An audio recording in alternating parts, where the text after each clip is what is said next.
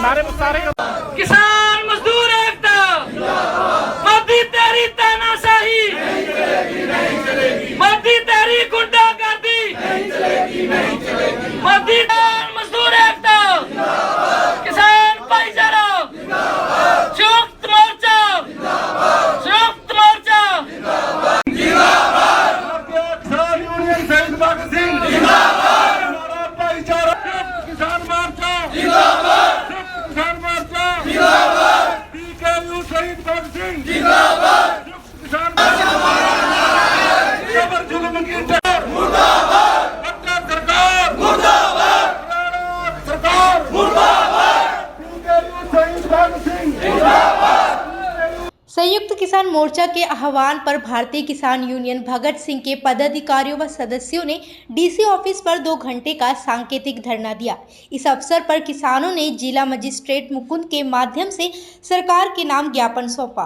भाक्यू भगत सिंह के प्रधान गुरमीत सिंह ने कहा कि सरकार कोर्ट के आदेशों का हवाला देते हुए किसानों से शामलात व मुश्तरका की जमीनों को किसानों से छीनना चाहती है, लेकिन संयुक्त किसान मोर्चा ऐसा नहीं होने देगा। किसान नेताओं ने कहा कि सरकार का सत्र बुलाकर कानून बनाते हुए किसानों को राहत देनी चाहिए।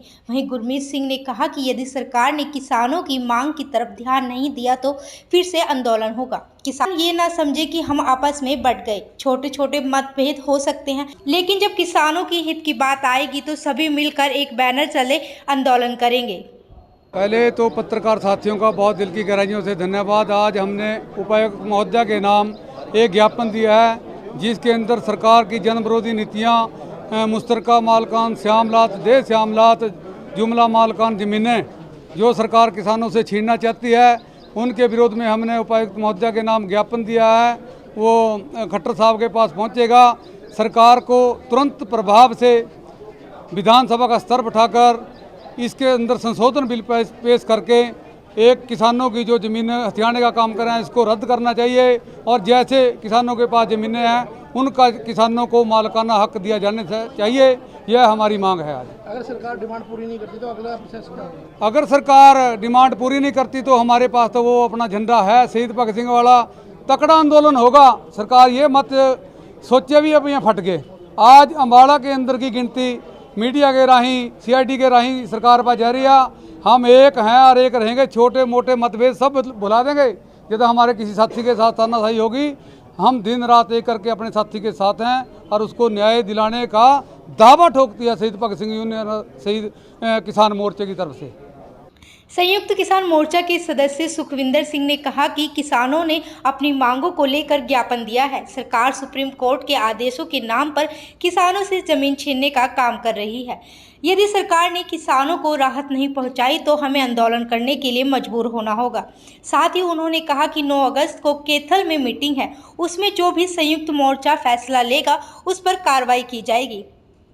आज जो ज्ञापन दिया है वो संयुक्त मोर्चे की कॉल थी हरियाणा में, जो सरकार ने सुप्रीम कोर्ट के जरिए जो देश आमलात और अन्य जो ज़मीनें जो जिनकी किसानों का कब्जा है उनके ऊपर वो छीनने का काम कर रही है। और सरकार को चेताने के लिए आज पूरे हरियाणा के अंदर सभी जिला DC को ज्ञापन सौंपा गया।